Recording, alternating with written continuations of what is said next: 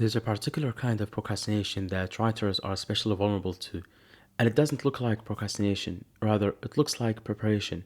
It looks like spending an afternoon researching the best notebook for long form writing, or watching review videos of novel planning software, or even reorganizing your Obsidian vault for the third time this month instead of opening the manuscript.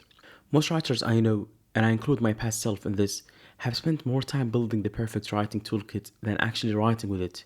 Here's what I've learned after 15 books. You don't find your toolkit and then write. You write, and your toolkit finds you. My name's Ahmed Al-Duwage. I've spent the last decade writing 15 novels across multiple pen names. I founded Aushk Press as well as EndNote Books, a curated bookshop for those who want to read between the hype, and I welcome you back to the Deliberate Pen podcast. When I started writing seriously, I did what most writers do. I looked at what other writers were using and I assumed they knew something I didn't. And in the early days, the answer seemed to be software, dedicated novel planning software, specifically tools designed to organize your story, your characters, your world, your timeline, all in one place. I tried Plotter, I tried Story Planner, I spent time inside Obsidian, building what felt like an impressively structured knowledge system for my writing. And here's the honest truth about all three. They worked until they didn't. What these tools do well is give you the feeling of progress without requiring you to actually write. You can spend hours filling in character sheets, building plot timelines, linking notes together, and walk away feeling productive. But open a blank page the next morning and you're no closer to a first draft than you were before you started. I'm not dismissing these tools entirely. For certain writers, in specific moments, they genuinely help, but for me they became a sophisticated form of avoidance. The more elaborate my planning system, the less actual writing I was doing. By around 2020, I started questioning whether these tools were serving the writer or replacing it.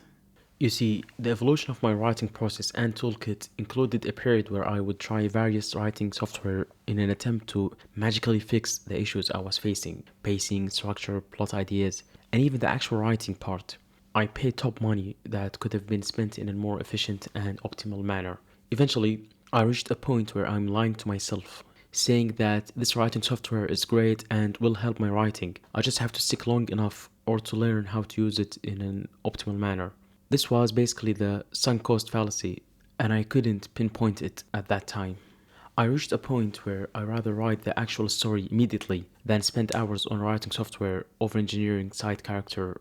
In fact, at one point I came across Araki's character sheet, which essentially contain multiple pages of long and very specific questions that one would never get to address in the final work ever.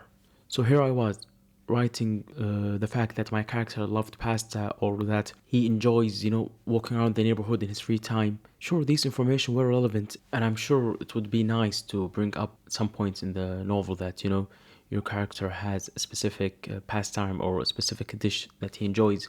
But then when we talk about using your time wisely and writing deliberately, this was far from being the perfect spot for me. It was clear my current setup was far from being optimal for my use case, and something had to change.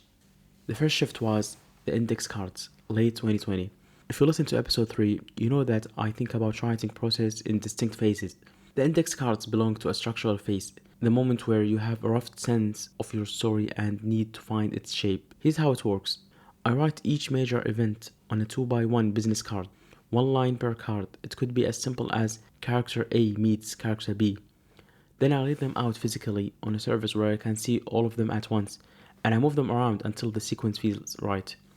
What this does that no software ever replaced for me is give you a sense of spatial relationship with your story.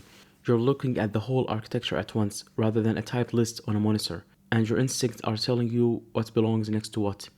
Compare this to asking an AI tool to generate a timeline for your story's event. Alluring, sure, but utterly artificial and soulless. When a scene card is missing, you feel the gap. When two cards are in the wrong order, something looks wrong before you can even articulate why. Now, this might sound simple, and it is simple. That's the whole point. After writing a bunch of cards and ordering them in a logical and optimal manner, I move on to step 2, which involves a 3x5 index card. These are color coded based on the 4 acts of a story: red, blue, green, and yellow. Each would have a scene number and a couple of concise points that describe said scene. From there, I would go about writing the pre-draft by hand before typing it onto my writing software as the official draft one. Let's say I'm working on one of my novels. For the sake of this example, let's say that the novel is on the shorter end, 40 to 50,000 words. Essentially, I would start by listing the main scenes on the 2 by 1 business cards and have a general idea of what I want the story to involve: certain tropes, certain scenes, certain interactions, and dramatic moments.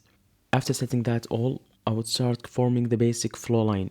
This would include the creation of the scene by scene 3 by 5 index cards and assigning them the 2 by 1 business cards.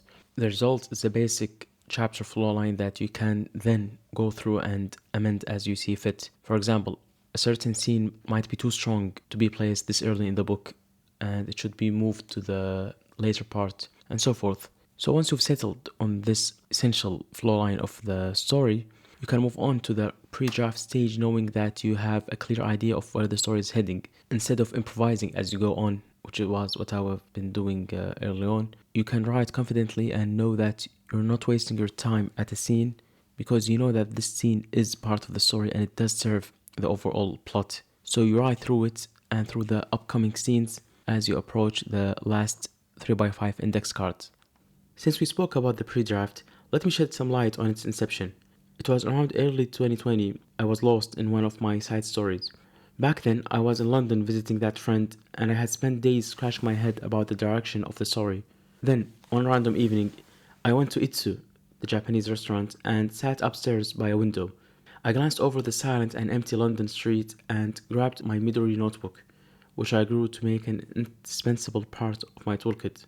I began writing a basic flow of the story, point by point. Soon I ended up with a genuinely solid ending to the story, and it became apparent to me the impact of writing one stream of thoughts by hand in a distraction-free environment was crucial and of utter importance.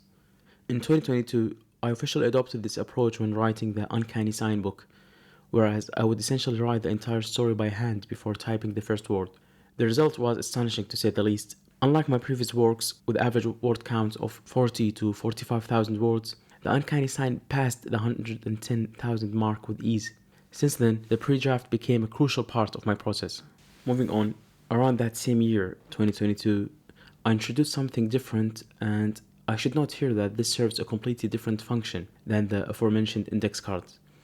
The Zettelkasten, for those unfamiliar, is a note-taking and knowledge management system developed by German sociologist Niklas Luhmann, who used it to write over 70 books and papers across his lifetime. Now, the word itself is German for slipbox, and it's a system of atomic notes, each capturing a single idea linked to other notes by connection rather than category. I plan on doing a dedicated video on my full setup, but for now, let us focus on its writing use case.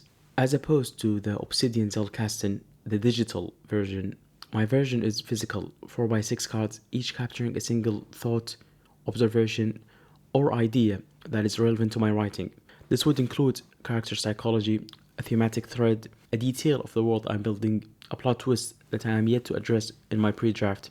The difference between this and the scene cards is fundamental.